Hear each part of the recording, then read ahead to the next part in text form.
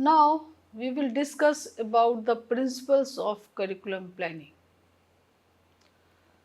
The first principle is principle of child-centeredness. Principle of child-centeredness means that the child should be given main focus in the education process. So, the planning should be done in such a way that child's need, child capabilities, child's potential and interest, that all should be giving the priority over other kind of requirements. So, child centered means that we have to make a academic growth among our students, a growth that is satisfactory and a growth that reflects in the behavior of the students. And it is only possible when we keep in mind the psychological needs of the students. Say for example, you are preparing a curriculum that is for class 6th, and the content you have selected, that is too difficult. That is, the students are unable to understand. What will happen in this situation? Ultimately, the students will left the class and they will start, or they will having certain kind of phobia with this subject. Usually it happens that the students don't like English and mathematics. These two subjects are very difficult for them. What is reason behind this? The reason is that English they are not using at home, they are not speaking in school also. In convent schools, in public schools, the instructions are giving that the students will speak and will interact in English language. But when we consider the government schools where the students are only interacting in Hindi, they have phobia with this subject English. Similarly, in case of mathematics, they don't have good progress. The reason is that the way of teaching, the way of imparting the instruction is not as per the need, specifically psychological need of the students. So, keeping in mind the child psychology, we prepare the curriculum, and the curriculum planners always keep and always give space to the child's need, child abilities and child psychological needs, etc. The special kind of students, those who are having any kind of disability, they are also giving priority, because those who are unable to read, those who are unable to speak, those who are unable to adjust in the classroom, they always be giving priority by the teacher, that what kind of problems they are having. And if the student is not adjusting in the classroom, the extra time should be given by the teacher in the form of remedial classes. So, the curriculum planning gives importance to the child centeredness. Similarly, the next is principle of community centeredness. As you know that school and society has a reciprocal relationship, because what are the needs, what are the demands, what are the aspirations of the society, we should keep in mind. And because the students, those who are getting education in our schools today, they will be productive citizens of the society by tomorrow. So, whatever the education they are receiving, that should be applicable in the society. This is very important. You may observe that environmental sciences was an important subject in primary schools, in secondary schools, and somewhere in secondary, higher secondary schools. The integrated approach is also here when we are teaching this environmental problems. What is reason of it? The reason is that the environmental is degrading every year. Every year, and when we are getting any report from this environmental organizations, we are getting this report that the pollution is increasing day by day, and the situation and the condition of environment is not satisfactory for the quality life. So through this subject, we prepare the students to know about this environment, and it has been started since primary to the higher secondary level. So the problems that exist in the society should be given proper space in the curriculum. Say for example, the computer technology. Since beginning, we start the students with the help of, do your work with the help of computer. Why? Because everywhere there is computer. You are going to the post office, there is computer. You are going to the railway station, there is computer. If the students don't know how to utilize this computer, how possible that they will be able to utilize this computer technology when they will be going to the society? So what is needed in the society, we train the students in the schools since beginning. So the requirement of any subject comes from the need of the society. So society and school has reciprocal relationship. The first unit of education is family, and after family, when the student goes to the society, now this is the second agency that gives too many experiences to the students, and too many problems are there. The students can solve these problems with the help of the education that he receives in the educational institutions. Principle of activity centeredness. This principle says that instead of giving verbal instructions and minimizing the verbatism, it is very essential that the sense organs of the students should be involved in teaching learning process. Sense organs, that is hands, eyes, and other kind of organs that make the learning process more perfect. So the involvement of students in teaching learning process is very essential, because when the students are active, there will be maximum learning.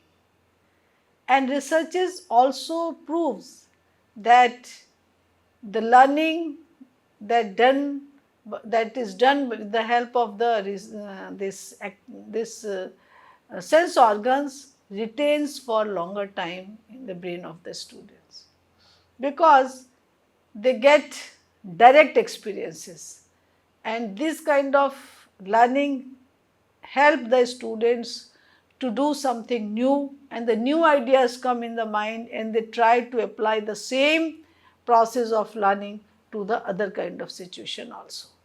So the activity centered learning is always beneficial for our students. Next one is principle of environmental centeredness. Environment centeredness. Environment centeredness means that if you are teaching them keeping in mind the present scenario, or the scenario that they observe in the society, or the scenario that is having certain kind of values, culture and traditions, beliefs that they have in the school environment, that they have in the society also, that should also be given space while framing the curriculum.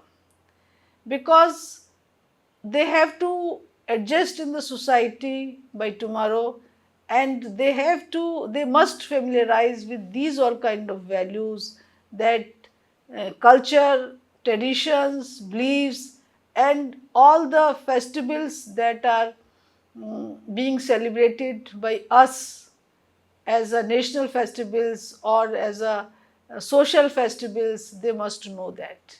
Why do we celebrate Diwali? Why do we celebrate Eid? Why do we celebrate other kind of this Christmas Day and other national festivals like 15th August, 26th January, 2nd October, etc. So the student should know about the school environment, they should know the social environment, and they are already familiarized with the family environment. So the principle of environment centeredness means the situation that they face in any agency, that is school, family, school and society, they must have the skills to solve these problems in order to adjust in the school, good adjustment in the family, and very productive and good citizens of the society as a kind of Indian citizens, can give and can contribute something to the society in order to make the nation prosperous. Principle of flexibility. Principle of flexibility means that there should be a space. Say for example, something happened new in the society or in along the globe. So we should give a space here, and these latest knowledge be added in the curriculum. For that, there is provision of revision of the curriculum after uh, end of the academic session, and whenever needed in the mid of the session also. So this revision of curriculum, this review of curriculum also gives a kind of space to a teacher that the latest knowledge should be added in that particular curriculum, because flexibility says that following the same curriculum since today till after 10 years, no, you have to revise it at the end of the academic session. What is latest happened around the globe, add there.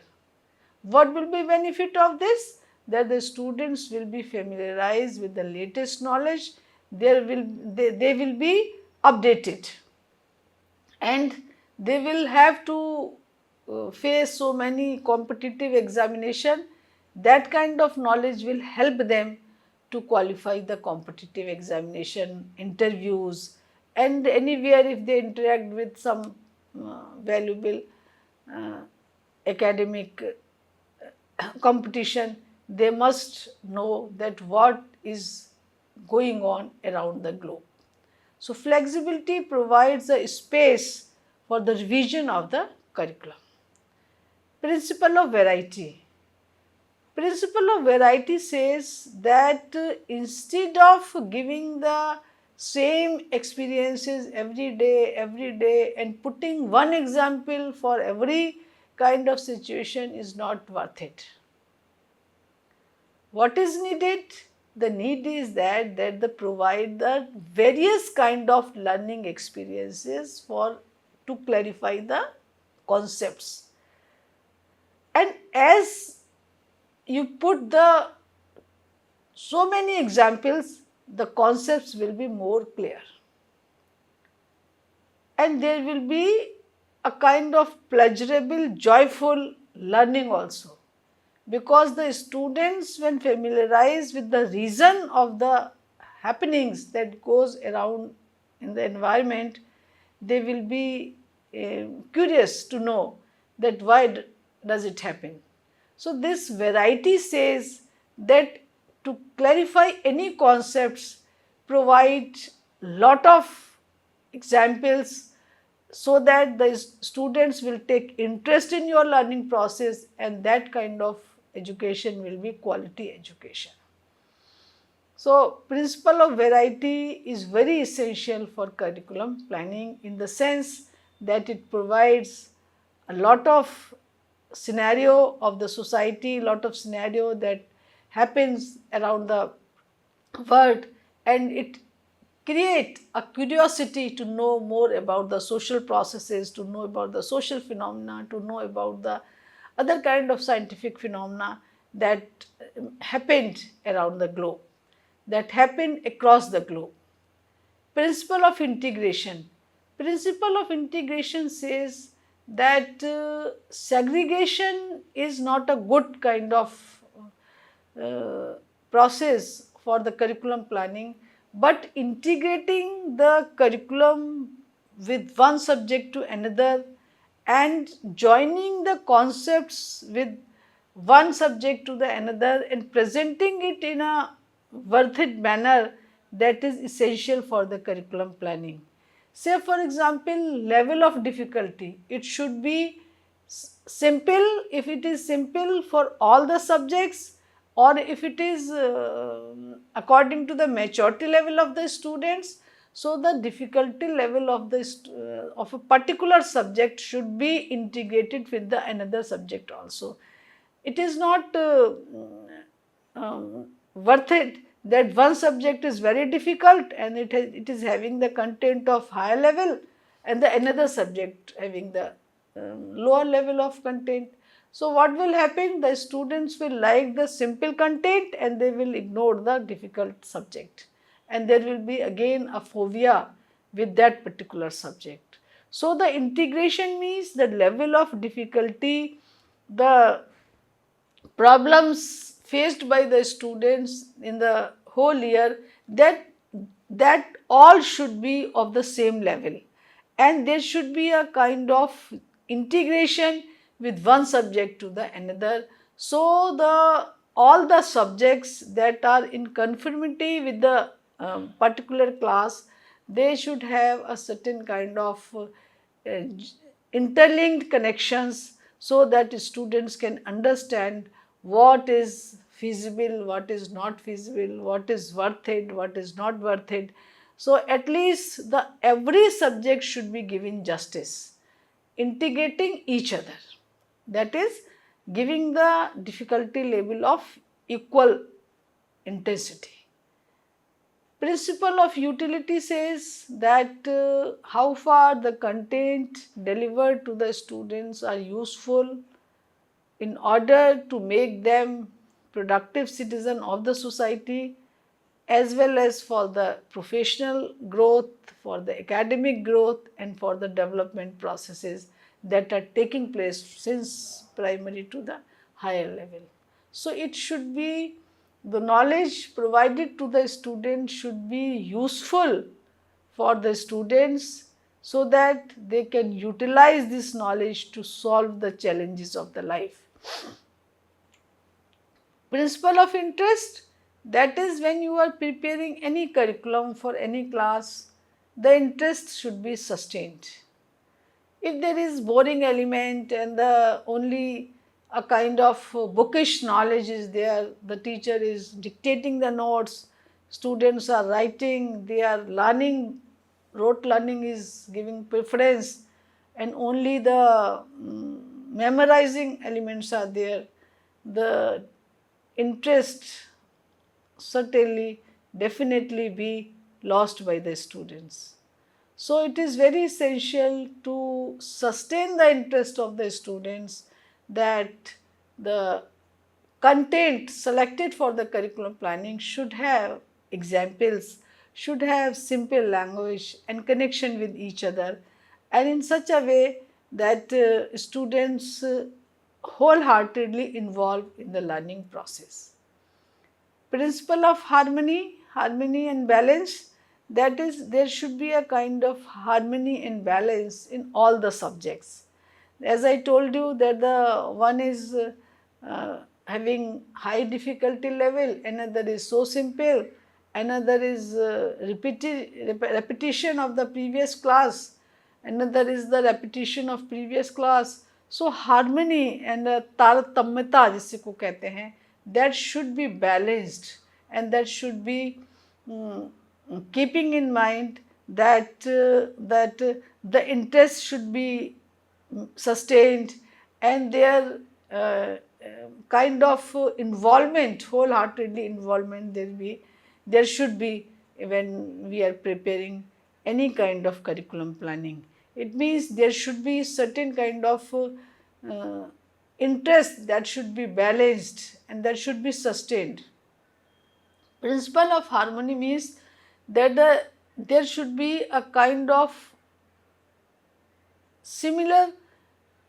Principle of harmony means that there should be taratamyata in Hindi, that there should be balance in content, and it should be interesting, it should be balanced in terms of difficulty level, and it should be a kind of quality learning there, that not